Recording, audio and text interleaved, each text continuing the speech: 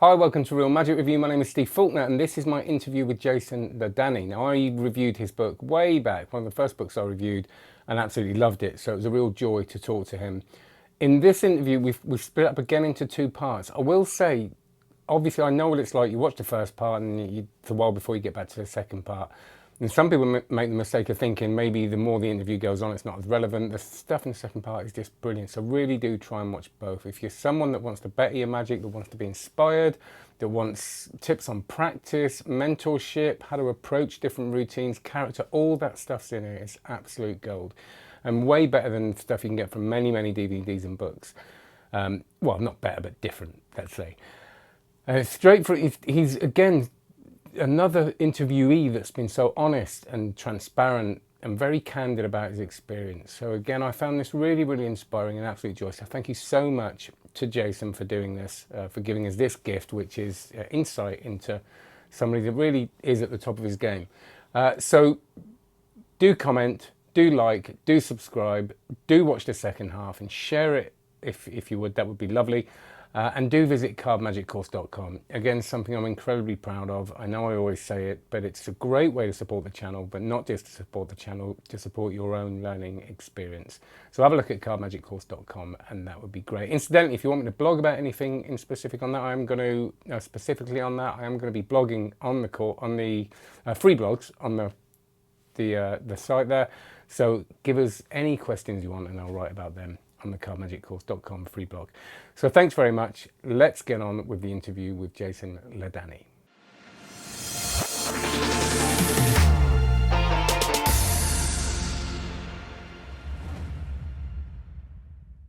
All right, here we are. I'm sorry about that. What happens is every time I start a Zoom interview or meeting or anything, I then are convinced that I've gone into the wrong one because I've got a list of Zoom stuff. So I always go out and then back in again. And you must have tried to get in the minute like. Oh yeah, no worries about that. I figured I actually didn't check my messages this morning, so I just assumed that maybe something came up, and I said, "Well, that's silly." I went and stacked up my, I like prepped my, I like cleaned the fuzz off my hat and everything, and realized, oh, maybe you canceled it, but it's all good. I have the same problem. The one that I hate is when you've got some invite buried in an email from like 3 months ago or something, and you're like, because I have to say, which one's which, and it just gets to be a mess. So I try to stay on top of that. I have a separate clipboard just for that stuff, so I can manage that. And also the other one, if you have this one, but you book something with a student or a client or something, and you can't remember if it was Skype, WebEx, Zoom, or right, which platform. Well, I know. And by the way, we'll just record from now. It's just going on. We just start like this. I don't know that I'm usually really, really good on email. I don't miss anything. But since lockdown, there's so much coming in. Like you said, from different things. I miss messages on Messenger. I miss emails, and I mean, the world's gone online, right? So we're all in hyper side hustle mode right now. I'm sure of it, right? So I haven't, I've done more things outside of my comfort zone in the last 3 months with online social media things. I've been on people's podcasts and live Instagram live videos and things like that. So in a way, it's just new territory. So there's nothing you can do about it except roll with it. That's the honest truth there. And how are you? How are you in New York? I am in New York. Yeah, sorry if I just got up a little while ago. So I'm sure as we continue, I'll start to wake up. But no, you're fine. I woke up. I got my coffee, so we'll be good to go. But yeah, I am in New York, and it was the hardest hit. But I'm outside the city. So some of my last gigs, though, were right in the heart of the city. So I was at Carnegie, not at Carnegie Hall. The gig was next door to Carnegie Hall, but I was right in that part of the woods, right in Manhattan, March 15th. And if I look back in my book, I had about 6 or 7 dates all in the city just prior to that as well, spaced out over the beginning of the month. In February, I was out in California for about 6 weeks. So it's pretty scary to find out after the fact that, according to the news, they said that this was already kind of in our country happening, at an alarming rate. before, the news broke. Mm. So on those last dates when I was in the city, that's when it started to catch up on the news. So here on my, third or fourth date down there, got my gloves on, and we didn't have masks yet, but I was concerned with building sets that I could do completely hands off. No handing anybody anything, no Yeah. asking anything of them. And that was interesting. And I'm down with new exercises and new things like that. So I didn't look at it like a problem. I said, all right, let's see what we can do here. What can I find? What's the best part of this situation? So I created a few things, and I brought back some routines that I usually don't do and things. And as usual, it was a great surprise. It was like, this is a great routine. Why am I not doing this? And without getting into the specifics of the routine, I realized you can't have a card signed anymore, right? So what I was doing was asking them for like a 5-digit number and a geometrical shape and and their name or something like that. And that would make the card unique, right? And I would finish the trick with like a card to wallet or something like that. And that's just what my gut told me. Here's a cool trick. I usually finish with the signed card to wallet, but I can't do that anymore. So I'll just produce this card that we made together with the spectator. And it made the trick play completely different because it played like a mentalism trick or something, because it's in my handwriting, right? Yeah. So at the end of the trick, I'd say, instead of saying, hey, your signed card is here, I'd say, this is interesting because years ago I performed for somebody that looked just like you. Really, and they think it's like a conversational bit. They're like, oh, really, And I'm like, yeah, I was here in New York. And I remember I kept the card. It was such a great show. And I opened it up and I said, yeah, they picked the ace of spades too, and their number was 9531. And they're going, get out. And I'm saying, yeah, their geometrical shape was a triangle. And their name was Paul too. And it was like a completely different reaction. And when you're a performer and you are constantly out performing, you know and expect certain reactions, and you know how an effect feels and plays, like you're intimately familiar with it. Yeah. So to have a completely new style reaction where instead of them wondering, how did you get that card from the deck into that wallet? The effect was, how could you have that card before we performed? And all it took was changing the handwriting on the card from their handwriting to my handwriting. So after analyzing this on the drive, I realized it just went from like a skill trick to a magic trick. That's all. And it was fascinating to see that stuff. So I know you asked me a 10-second question 5 minutes ago. No, I didn't. But the point that I'm making is when this thing started to happen, it just made you kind of change the mindset a little bit. And there's no reason why we can't continue to learn and explore and do things, just kind of roll with it. Some amazing advice that I got from someone, not really advice, but just this line that I tend to remind myself a lot. Is this saxophone player I used to play with in a band. He said, life is just a series of adjustments. That's it. It's as simple as that. You can't expect anything from life. You can't say, that's not fair. I did this. I should have this now. We just have to accept it and move along with it. And if you have that mindset, this thing won't drive you nuts. You know what I mean? You just wait for the next chapter. That's all. Yeah, I think so. And it's interesting, that thing about adjustments, because I think that sometimes when there's not, because things change and you adjust, things change and you adjust, and that's what growth is, I suppose, even without this, on a day-to-day basis or month to month. But I suppose the opposite of that is stagnation, when you don't have to change and adjust. And I think about that. It creeps up. What I mean? Yeah. And I've been in that situation a lot of times where you get complacent and just you're paying the bills and you're just going day by day, and you don't kind of think about it. And it takes an awareness of your comfort zone. If you're kind of aware of that problem, someone else has to tell you though, then you can kind of in the background be on the lookout for it and realize, hey, wait a minute, let's step out of my safety net for a while. And that's where growth is, I think. Yeah. Because if you just do the same stuff all day, you will grow, but very slowly. So another great tip I got from Darwin actually is to always step out of your comfort zone. Just always make sure at every show, at everything you do, make sure you're stepping out a little bit. And I probably had the same show for like 3 years or something like that, and was thinking, oh, it's getting real polished. The scripts are getting good. I'm getting new jokes and all that. And meanwhile, all the other material and all the other opportunities and all these other little things were just getting stale. I mean, what's the point of creating these things if you're not going to use them? So I'm sure we've all, as performers, been in that situation where, you're putting a show together and you're making your choices. Do I want this one, or should I, this played great? Or, that's the time to say, you know what? Those aren't the only two choices.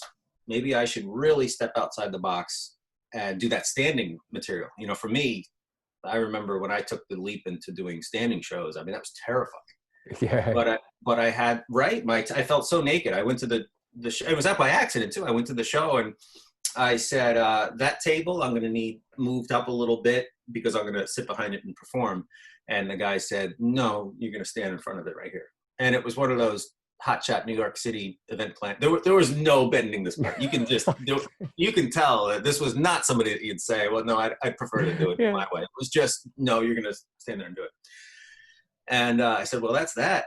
And she said, go do your 30 minutes of walk around and then start your show exactly at 8 o'clock there. And I'm like, yes, ma'am. And I did, while I'm doing my walk around set, I'm thinking, like, oh my, I just got thrown into a stand-up show. Like, what do I do? I mean, I've got like 3 routines I can do standing. So and also while I'm doing walk around, that's the standing material. So I'm thinking to myself, all right, I'm going to show this guy way in the back over here. I'll show him something. So he'll see it twice, but who cares, But the point is, I was thrown into it, and then when I did the show, it wasn't as bad as I was terrified, but I got through it and people liked it. And then driving home, realized I need a standing show, and that opened up so many new opportunities now. You know what I mean? I used to pitch what I do when I'd get a client, but now, I mean, this has all been years now, but now it's nice to be able to say, what would you like? I have these 5 different services: a 2-man show, standing show, a formal thing. I got the big screen now behind me. So I remember this is a long time. This is like back when just before Brundage blew up, or right around when he did his thing.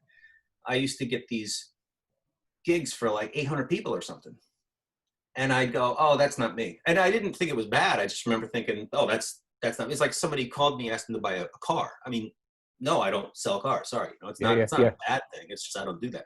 So people would call and ask, got this large gig and we want 30 minutes standing on stage for all these people. And I would just say, here, let me give you somebody that could do the large, that type of material, and then hand it off with a referral. And then I started realizing, like, man, I'm handing out a lot of those dates. Like, what the hell? And I think I saw like a comedian or something once doing some bit where he had a big screen behind him to illustrate the story that he was talking about. And I remember thinking, like, why can't that be me? I mean, it's a camera and a TV, And then I went out and got all the stuff and realized I have access to do these big shows now. And that was huge. That was such a game changer for me. It's like, I didn't have to be the close-up guy anymore. I could do those big rooms, and the most important thing for me was having the rest of the audience truly appreciate that super, super, super close-up look at the deck. So if the person sitting directly to my right is only a foot away from the deck and they're gasping at that, like, how is that possible? Or how, I can see the cards going in, or those little intricate moments that are so small that what close-up magic is designed for, now can play for the entire room. You get those nice gasps from your whole audience. I mean, that was huge for me to make that shift. And again, outside of my comfort zone. You know what I mean? Yeah, well, I was laughing when you were talking then about that feeling of being on stage without the table and without because I went for a similar thing. My comfort zone was street performing for like 10 years. Mm-hmm. And then I made the move onto stage. And I remember the first few times, not because I didn't use a microphone on the street, right? It was all kind of, because I was used to that rhythm and that shouting and that thing. And for about a year, I refused to use the microphone on stage because it was too uncomfortable. It was too exposed. It was like, well, they're going to hear every little word. I kind of was in that thing. And when you do it, go on. You always realize it's not as bad as you you Yeah, think? of Well, finish course. your story, but I have a point about that as well. So go ahead. Yeah, and I think it was a couple of things. Even if the first time you do it, it's not amazing, it's still, you still do it. And I remember that feeling of leaving the gig when I first did it properly and kind of thinking, I've now got a whole new, like you said, it just opens up this whole thing that maybe for some reason you'll be avoiding because of discomfort or convincing yourself Yeah, and you that's can't that do it. growth. You Yeah, realize it, and I mean, it's happened with my show a few times, but it's happened in my life a whole bunch of times too. yeah, And it's that what your mom says, it'll be, everything will be okay. And you think prior to the jump, you're thinking, I'm gonna land and die and be homeless, yeah, and whose couch can I sleep on, and you're planning stuff like that. I'm sure there's like 10-15 bucks in a couch. Maybe I can get a job at Starbucks. I mean, I've had those feelings before. And then you make the jump, whatever that jump might be, whether it's small, a decision to buy a bunch of gear, or a decision to change your act, or something like that, or major, I'm going to quit this job and yeah, focus on doing that. Whatever the jump is, after you make the jump, every single time, it's, why didn't I do this 10 years yeah, earlier? Every time. And what we don't realize is our brains are hardwired like this. First of all, our brains are wired to say, no, don't do that, you'll die. yeah, of course. So but after you make that jump, what's not part of our brains is just that accepting failure and defeat thing, right? So if it doesn't work right, you quit the other gig, and all of a sudden the lead you had falls through. That doesn't mean you just give up, No, right? But prior to the jump, your brain feels that. yeah, So it's like you call the new company and they say, oh no, we changed our mind. You don't pack your stuff up and make a tent outside, and you yeah, begin to look for new things. And but to be honest, there's this new ambition that will come to you, that will be unlike anything else when that happens. It's that gun to your head type mentality. I need to make money now. And you will start picking up the call and calling people way more than you thought you ever would. So that happened when I quit touring music. I was in a couple bands. yeah. You Toured for play 11 guitar, years. right? Well, in that, it's a complicated story, but I played piano in those bands, Oh, keyboards. Yeah. So when I was in like high school, I was starting to tour with different bands, and like I left 60 feet of rubber at the high school parking lot when I left school, graduated, and joined a band down in New Orleans, and we toured around the world. Then I joined Shamika Copeland in like 2000, 2001, and she was international. So that was like yeah. my first real straight up rock star status. I could get away with Wow, wearing like pink zebra print shirts on stage. I mean, amazing. you were, if you have the ugliest shirt, you were cool, But Yeah, nowadays, if I wore that shirt out, I would not be good. So anyway, we did Conan O'Brien, late night with Conan O'Brien. We did we did tours in Australia, Europe, constantly, about wow. 280 gigs a year. So it was full rock star status, and it would be like you're making so much money, you'd finish the gig and be like, tomorrow let's go to that guitar store in town and buy a couple guitars, and that was like a normal thing, and like have them shipped home. Oh, So I quit that band in 2005, and that's when I had the gun to my head. Like, what am I going to do? mm. The singer had emergency surgery, and we had 3 months off, and that Oh, meant wow. no. I mean, when you're a musician, it's not like the checks keep rolling in. You have to. There's no income. You got to go do something. Mm. So I was like, I could join a couple bands at home, or what do I do? So I had all that experience of reading and practicing on the road, was all technical jobs. So while you're touring, you've got these long 8-hour flights or 16-hour drives where you're driving in shifts and things. And how do you kill the time there? You have to do something. So that's where I would just do hours and hours of second deals, or practice particular moves, bottom deals, the work, and to keep yourself busy. And also I would read Strong Magic. I read it so many times, the binding broke. I read that book like 8 times. So I showed it to Darwin too, and he laughed. He just gave me a new copy. He didn't even charge me. The pages were falling out of Great. the book completely, like out of order and everything. So I felt like I had this skill set but I had no application for that because I had been playing music, and I didn't know it at the time, but the music was holding me back. You know, I kept wondering, why am Yeah. I not getting magic gigs? You know, well, you're on the road 24/7 and no one sees you. So once I had left that band, I just said as an experiment, you know, let's see if I can get some gigs. And there's a big difference between national bands and local bands. A national band, you do an American Airlines festival, you know, where they shut like 3 blocks down and bring in, you know, there's like hundreds of thousands of dollars that go into that from sponsors. And a local band is playing for like $250 at a local pub, you know. So I went from making rock star money to like $60 a gig music. And it's like a 4-hour gig, and you got to bring all your keyboards, pack your car, the PA, and all this stuff, you know.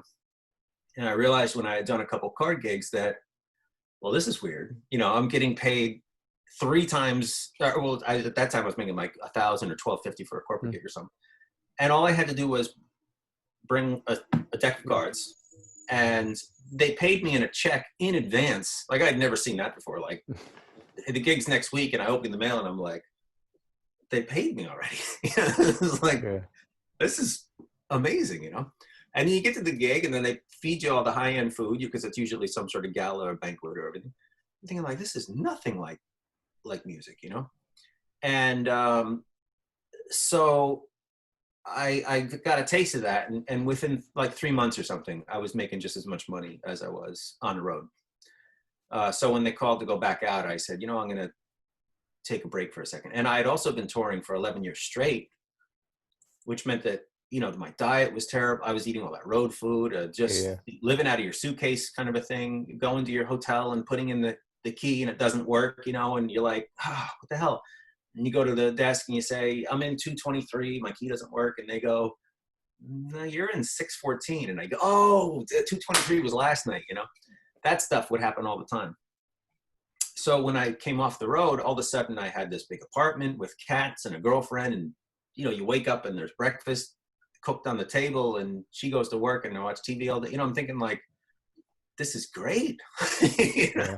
So that was the decision. And I realized once I started making some good money that I had been in that comfort zone. I just accepted my life as a musician. And there was always this feeling of, I'm doing this, but I want to be doing magic. And I guess I didn't really land where I wanted to land, and magic will just be a hobby, but music pays the bills. And I wasn't happy with that. I wanted the exact opposite, you know, and I landed there by accident. And that situation happened, you know, 5, 6 more times in my life, where I had to make really big choices. And after I made them, it was like, well, this is so much better, you know. So that's just a normal thing. And you have to just recognize when you're up against one of those situations to plan it, calculate the risks, and then take the leap, you know. Yeah. And I think it comes back to how we started really with what's happening now, is that you treat, and I'm not saying, of course, for some people in situations where it's horrific and they've lost family members, you know, I'm not talking about that, but that thing where you're kind of okay and you've got a chance to kind of actually think about it, and you've got skills to use differently outside your comfort zone, which is what, you know, a lot of, well, you know, most magicians I know are doing. It's that thing of, right, some people at the beginning kind of gave up, went, no, it's over. You know, you still see it on Facebook every now and it's over.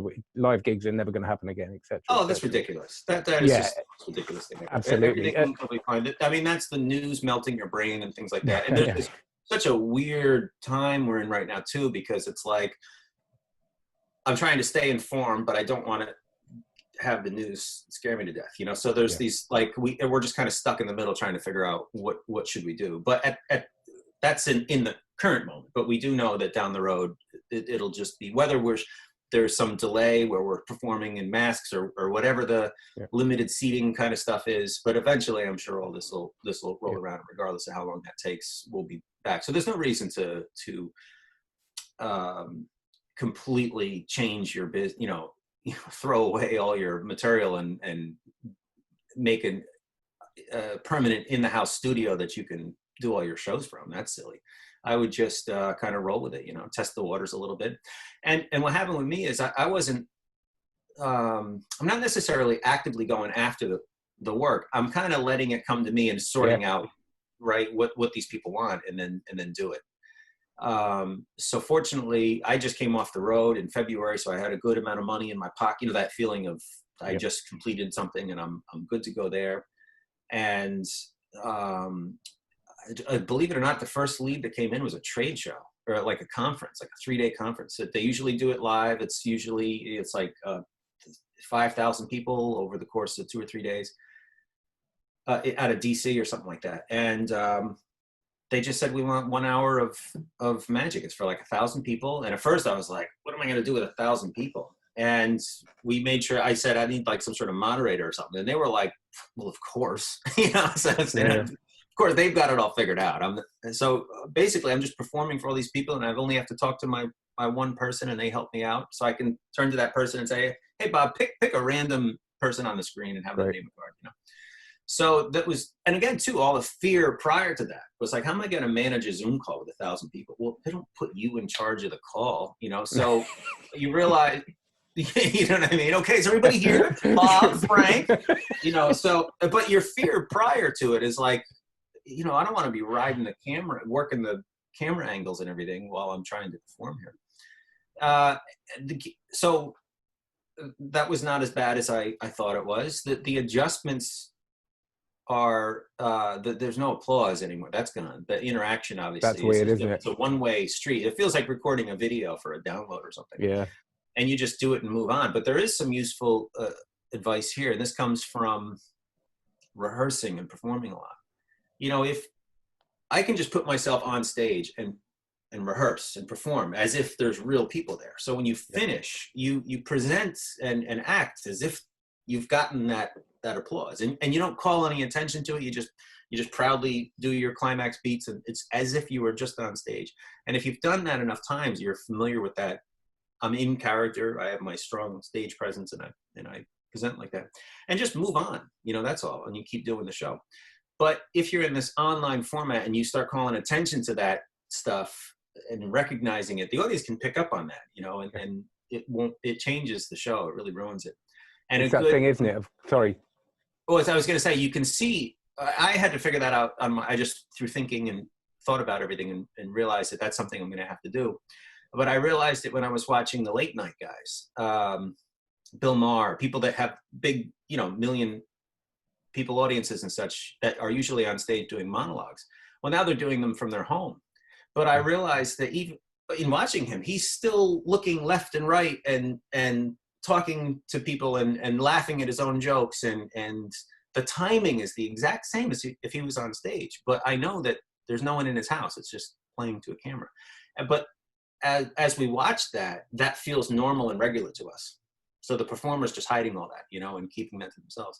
So that was a big adjustment there. It made everything feel a little bit more comfortable too. So it's not foreign. You know, we want to have it look like it used to. So you were going to say? No, I was just saying, and that kind of treating the camera and doing it for a camera and accepting that the first couple of times it isn't going to be absolutely perfect, because there is we talked about adaptation, and there is an adaptation process. And what I found is that the first couple of times I did it, it was actually okay. It was fine. It was like you said, way better than I thought.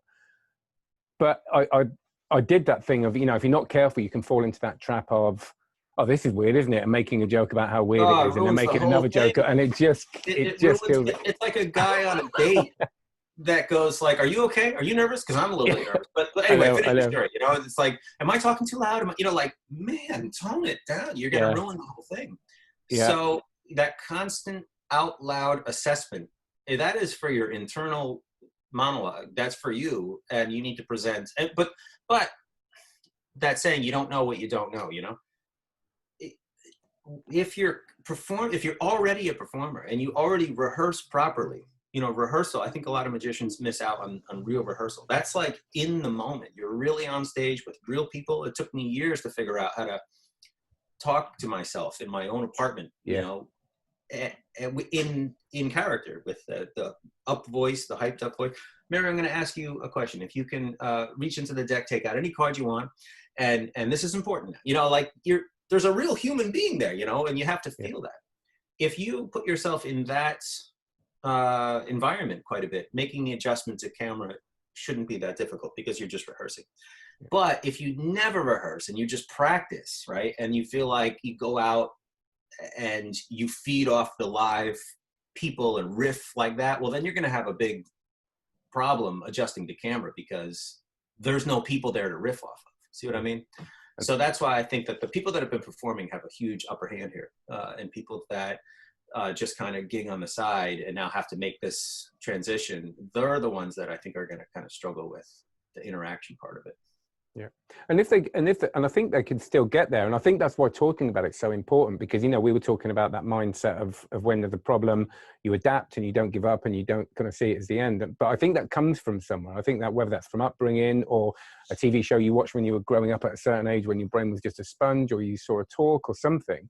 But I think some people don't get that information at some point, and so it's important for people to hear it from people like yourself.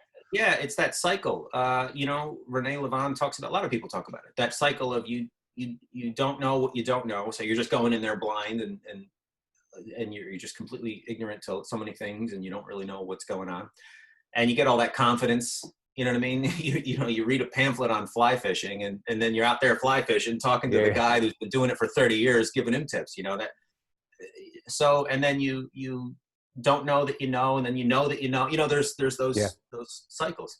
And then finally, the last one is that you don't know that you know, which means you're just doing things without realizing that are correct. Like my fall shuffle sequences, I don't think about those anymore. My hands just do them, you know? So I've noticed that sometimes a student will ask, oh, wait, can you go back and explain that? And I'm like, oh, is this right hand or left hand? I have to like, it's really hard. Hey? Yeah, it's just my hands just do it. So, you know, depending on where you are in that cycle, all this will be a little bit different, but just go out there and do it. You know, what's the worst that can happen? And another thing I remind people that when they're in these situations, I have students that are in these uncomfortable situations as well, is you just got to keep going. How many potential clients are out there? You know what I mean? Well, like if you screw one up, you're not done. Well, it depends on how bad you screw up, but let's say you tank something, just move on. You know what I mean? To the next one. So it's like that guy that's been single for 30 years, you know, why you can't meet anybody? And he goes, well, I asked out some girls and they said no. Well, how many girls? Yeah, one.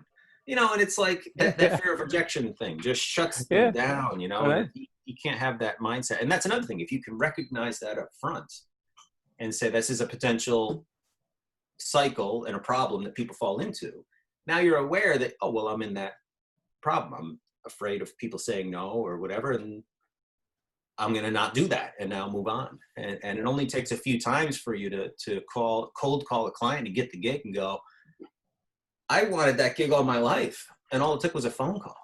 You know, that once you start realizing a few of those, or an email or something, you know, you realize how easy it is. And you get, magicians get jealous of other, how'd they get that gig? You know, the dude probably emailed him. You know what I mean? Like, that's how he got the gig. So that's something that once you start feeling those things, it's a much easier ride.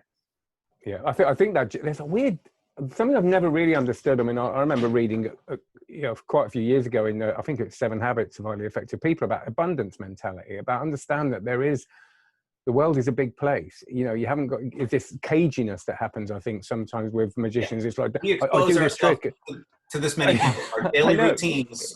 During the course of a day, we see one new person, you know, and over the course of a year, we meet 15 new people. That's how that's how we operate. And we have to consciously work to step outside of that to branch out to meet new people. That's why the internet is such an amazing tool, because when I started doing magic, you know, in 1998 or something like that, I had to be there performing for the person. There was no cell phone video. There was no nothing, you know.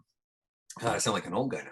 But we had that the geography was an issue. Same thing with bands. You know, you are performing just for those 40, 50 people there for the local scene. You know what I mean? So if you want to get big in Chicago or New York City, you got to drive there and play there, period. You know? Yeah. So that's why having social media really moving strong, like my Instagram, I'm starting to really focus. That's where I've kind of shifted some of my focus since we're home now. And we'll make sure that at the end we do that. We'll that's remind not, me if we. I'm just saying about what I'm doing while we're stuck in this, because I used to just work on gigs and practicing and preparing and all this other stuff. My social media was just something I threw, like, oh, here's a photo or something. And I realized that just with more engagement, more photos, more videos, more questions, more response and stuff like that, all of a sudden, you know, in the last month, it's like 2,000 followers, or not that many, but Right. maybe about 1,500 or something. But that's a huge leap compared to what it took over the course of a year to build the old way. Yeah. And it's so simple, you know. So not that that's the big moneymaker, but it is nice to be able to get new fans and have new engagements with people, and just kind of see what's going on out there in the Instagram world, and video. I'm not a big guy that works to video. I don't really care about that so much, because all the chops I do are real, have to be done in front of real people and under fire. So when I started filming this stuff, I realized there's so many, now that I'm forced into this new area, I can film in new ways or try new things, or, you know, I'm quizzing myself and putting my creativity to work in that arena as opposed to performing live. So again, too, it's just another opportunity to grow. You know, I've probably invented a bunch of cool new things in the last couple months that I never would have thought of because now I'm just restricted to video. Great. Another book then. I'm sorry? Another book then, maybe. Yeah, not about the Instagram stuff. That's just for fun. That's when I'm on a run. I mean, I'm a big runner. I that's where I get all my ideas from. So I run every day for about 6 miles, and on those runs, I'll come up with these kind of cool Instagram ideas and say, oh, you know what, would be pretty cool. Like, let's work on that when I get home. Oh, brilliant. So that reverie state thinking, I'm sure you've heard of that term before, right? When you're taking a shower or driving, or your brain is in this weird place, and that's when all the things you've been thinking about for the last week kind of poke through, and you get your good ideas there. So, but anyway, as far as the book goes, yeah, the third book's already, it was in nice. Yeah, it was in the works. When I write a book, I write more than what goes into it, so I can then pick the best of the best. So, for example, when I wrote Confident Deceptions, I probably had about 25, 30 routines or so. And I picked out the best 18. Yeah, I picked out the best 18 and rolled with those. But those other ones, it's not that they were bad. It's just that they weren't up to, I felt like maybe they didn't have enough performances to them or something. Or there was some part of it that I'm thinking, this is like a long sequence that's kind of boring and I can't trust it yet. Or maybe there's got to be a better way to do this thing. So I put all that stuff on the back burner, published the 18, but the next book's like half done because it's all the stuff that didn't go into the first one. And it's this, I don't have to turn this into a commercial, but none of it's filler. It's not like that's a bad idea I put into the next one. Yeah, so I just refined and started performing and fixing and again deleting. That's not a good trick, let's get rid of that completely or whatever. And that became Game Changer. But over the course of those 3 or 4 years, more things started tacking on. So when Game Changer came out, I had probably 11 or 12 super, hot tricks that just didn't make it into Game Changer. So it wasn't much of an adjustment to just continue to write. So I'd say it's about, all the tricks are picked out. It's right here actually. The chapters are picked out, the material is there. It just needs the polish where I start, obviously proofing and spelling and all that, but making sure that you don't have repeat information in this chapter that's in that, that kind of stuff. That's where you really got to sit down and say, okay, let's turn these 18 individual chapters into a book. That's kind of the tedious work. That's the stuff that's not as fun. So it just has to do that. So I'd say it's probably about a year or so from, you just got to sit down and set the time aside and start polishing it up. But the material in this one is really, really happy with it. It's really, really good stuff. Great, because Game Changer was the first, I think it was the second book that I reviewed for my channel, and it was the second book that I'd ever sort of sat down and read cover to cover magic. But you kind of read some of them and you sort of dip in and out. Yeah, they're cookbooks. For me, they're always cookbooks. Yeah, and that's not cover to cover material. It's skip around. No, but something, and I want to go back to, you mentioned Darwin a couple of times. I'd read Game Changer before Confident Deception. Confident Deception was the cookbook. Game Changer was I'm reading this cover to cover because I'm reviewing it, and it was like, and I know I want you to talk, and don't get, if you need to go, we'll go. This is it's unedited. We are in the middle of a pandemic. All I have to do today is run 6 miles, so we're good. But yeah, and just briefly before we talk about Darwin, I think just briefly when you said about running and having that space to think, I think I've found that really useful just in the last few years. It was a real eye opener for me to start putting non-magic stuff in my life, to let those thoughts and kind of ideas come. Because I think sometimes, the sort of sitting down and doing the creative work is important. I'm now sitting down and doing the idea stuff, but I think it's giving yourself those times where I always say it's like the Tetris blocks falling down into place. It's like the thoughts are all around here, but sometimes you need that settling time. Oh, you need, yeah, it's a system for sure. It's not luck. It's not luck at all. You can put yourself in these situations and say, all right, I'm going to set all this stuff up, think about it, and then see what happens next week. Yeah. So other ideas will come to you out of nowhere without that process, but it's a lot slower, for sure. And yeah, you can't oversaturate. Your brain gets filled up and it doesn't work properly anymore. So you have to get away from all certain things. And that run is a nice place to just, you can't really focus on anything except taking the next step. So it's a great way to kind of block all that stuff out. No emails, no phone calls, no social media, no nothing. And just the sun and getting fit and absorbing I run around this beautiful path there's a big pond and a nice running trail and everything. And it's just a great way to get away from all of it. Yeah. And you just feel so much better. Like there's just like I've explored magic, I've explored fitness and diet and all this other stuff. Mm-hmm. And you meet the right online resources and you follow the right people and they give their blogs and tips and everything. And you even pay for the real consulting thing where you get to message these people.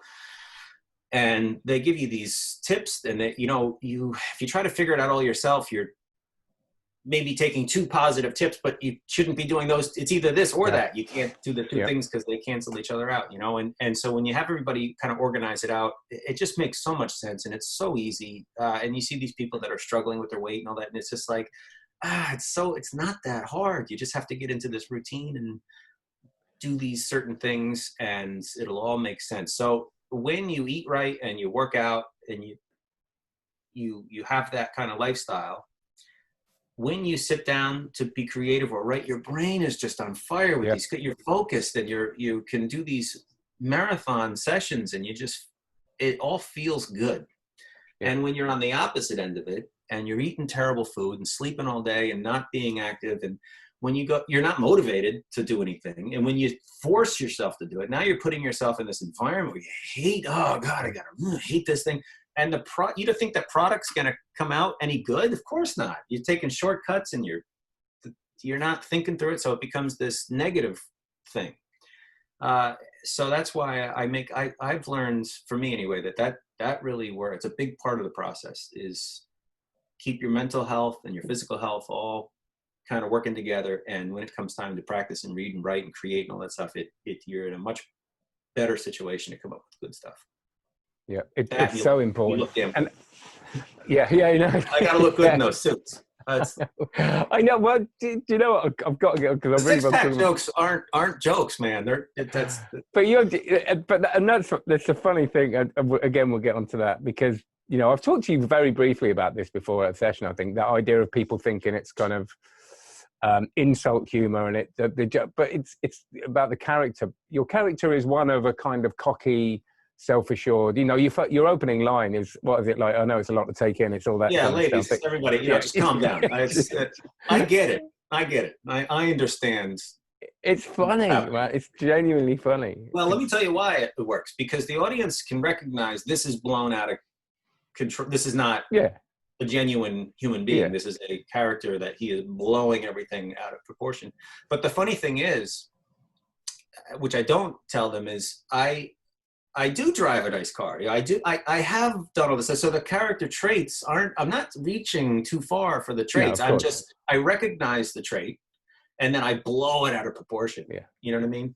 And, I had a student once that was like 7 years old or something. And this is like 10 years ago or something. No more than that now. It'd be 2006, 2007, 15 years ago. a little stuff. I'm teaching this kid piano, right? And he knows that I toured and all this other stuff. And he turned to me and he said, Jason, what's it like to be you?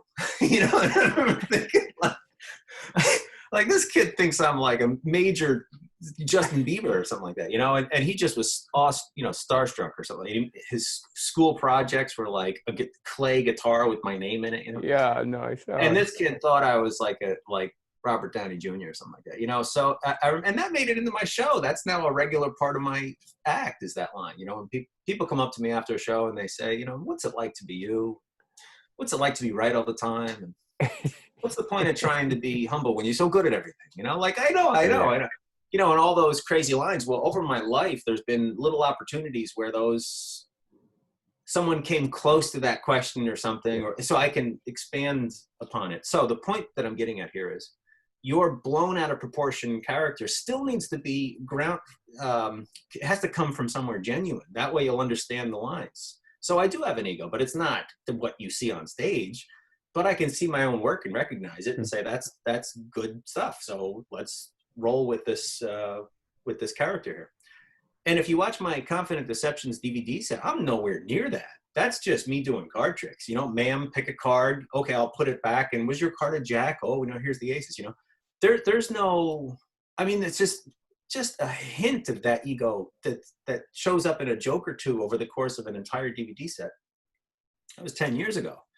So overperforming that character has developed and grown, but I've understood it.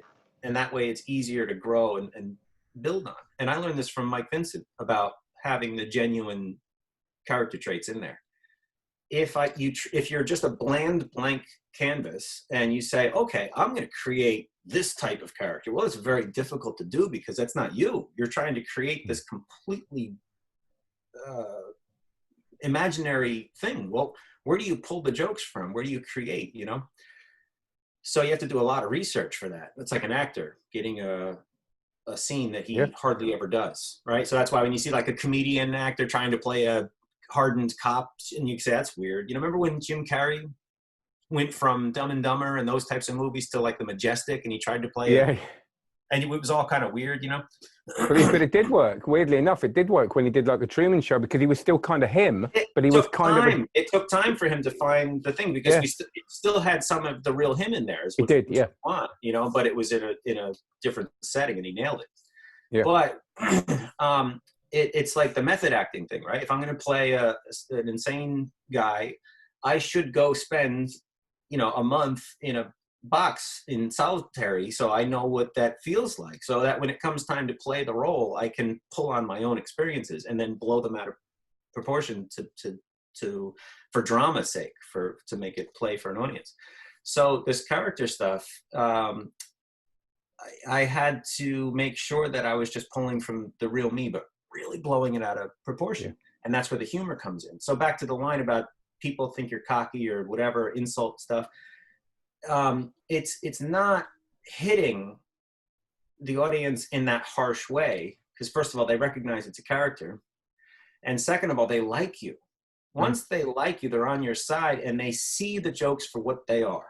So when I talk about, you know, beating up a kid, it's an 8-year-old kid. And I never say the words like I punched him in the face. You know, you're implying this. The kid had a broken arm. I don't know. You know, things happen. You know, that's that mob talk and things like that. But it's implying that you're such a terrible person, and you can never lose.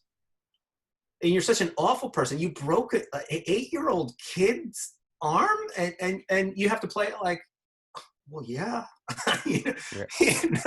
Now that's all that's not on the nose. That's all implied underneath with these little subtle smart jokes. And the proof is every time I do those, the trick I'm talking about is catch me if you can. Catching the it's good, and it's great. When you tell those jokes and the audience is in peals of laughter, you know, like this, it's proving that the character is working and the audience is appreciating it and they're seeing it for what it is. Now, if a jealous magician that's a Magic Cafe warrior who doesn't like me in the first place, you see, he doesn't like me to begin with. Confirmation bias. Therefore, when he sees the line, when I excuse me, when I see a woman shuffling the cards and she drops a few, and I go, oh, no, no, great job. The super condescending line, that gets the audience laughing, that here I am mocking this, like, you are a terrible person. This woman is struggling with cards. You're just mocking her. What that person sees is, he sees the pointed lines, because he doesn't like me to begin with. Therefore, he can go on the thread and say, okay, this is a terrible person. He doesn't have the right to do this or that, or what.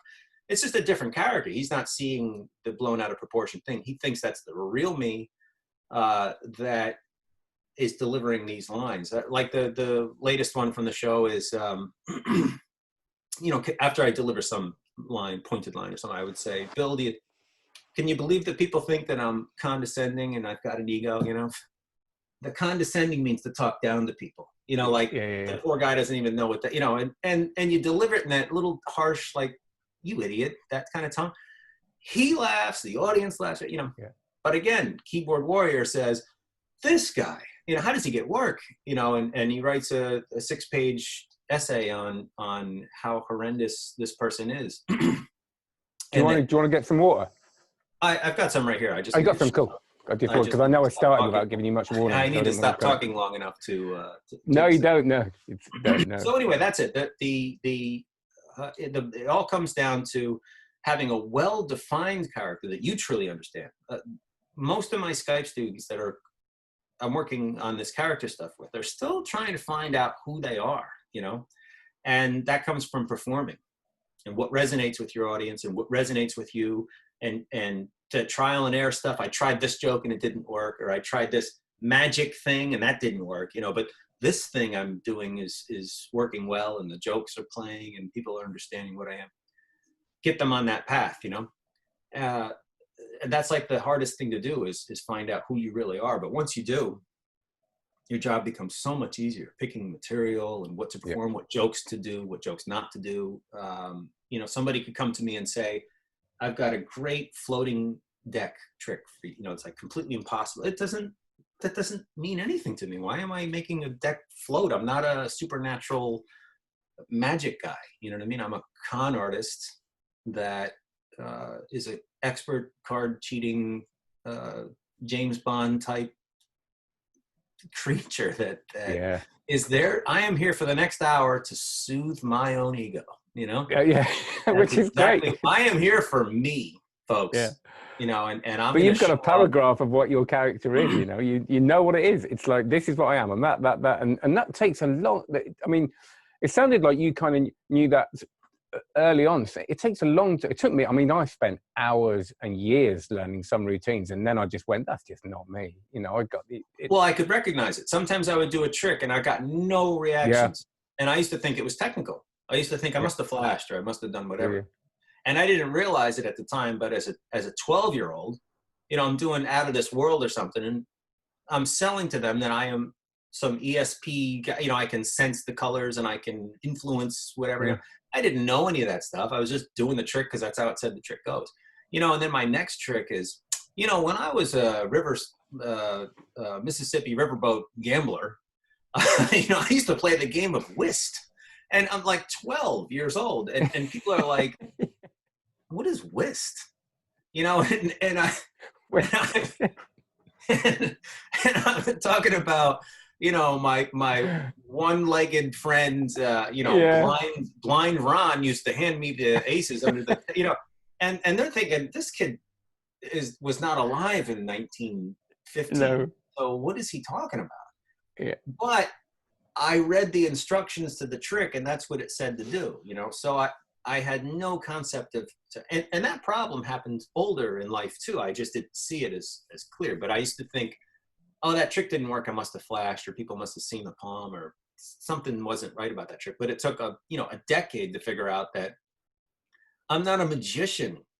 I don't do magic tricks. And so I had to like clean out all my repertoire of recognizing magic tricks, you know, and it's more about that I'm a card sheet that is demonstrating all these skills. It may look like magic, but this is all happening in the real world. That's what I realized. So imagine watching a James Bond movie, and he drops his gun as he's running down an alley. He gets cornered, right? And he's cornered, and the bad guy's got the gun right in his head. And you're going, how's he going to get out of this? and James Bond touches his temple and the gun slides across the alley and he picks it up, you know, through the force and shoots the guy. Everybody in the theater would go, what? Yeah. It That's a just great, like, that's a what great. is going on? Like, this movie is gone. So that's what's happening in your show when you're doing a bunch of magic tricks, you know, and then you switch to skill or, you know, something that just doesn't fit. And not the amateur magician, but like the beginner, I'm in it for a couple of years kind of guy, just says, oh, I like this trick on Penguin. This plays great. I've heard from my friends that this thing plays great and I can afford that. And this is easy to do. And, you know, they kind of build their set like that. And that's sending the audience just tons of mixed signals. I mean, yeah, he's funny, but it's very disorganized and it's entertaining. And so the audience is reacting. And that's when the magician says, all right, this is working. I'm getting gigs. I'm getting gigs. I'm getting applause. I have made it. And they kind of stop right there and never think. It kind of gives them enough. Yeah. It's very rewarding. This is the point that I'm making. Whether you care about this or not, it's extremely rewarding. And it's a guiding light. It's my compass. So what's that famous quote from Da Vinci? Without theory, you're just a and it can be very confusing to pick out your material, but some people just don't care enough, you know. Once they start getting the work and the stuff, they just go, oh, well, it's fine. But for me, I like having everything working correctly and understanding the decisions behind everything, understanding all the workings. A mechanic shouldn't just say, okay, put this thing here and turn it. They want to know how the whole engine works. So when they're fixing things, they can understand why this has got to be this way. And that's like just true passion. I want to understand all the working parts here. And it's a rewarding, it's my life's work here. So why not understand it inside and out and continue to grow in the right way? So thanks very much. Don't forget to watch the second half of the interview where Jason goes really deep into his creative process again, his relationship with mentor Darwin Ortiz, his practice routines, and he's got his great stuff on dealing with internet haters. We talk about that in quite a lot of depth. It's very funny, very enlightening.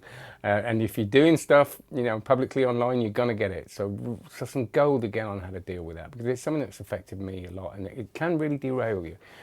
So come back for the second half. Again, like, subscribe, cardmagiccourse.com, and share. That'd be lovely.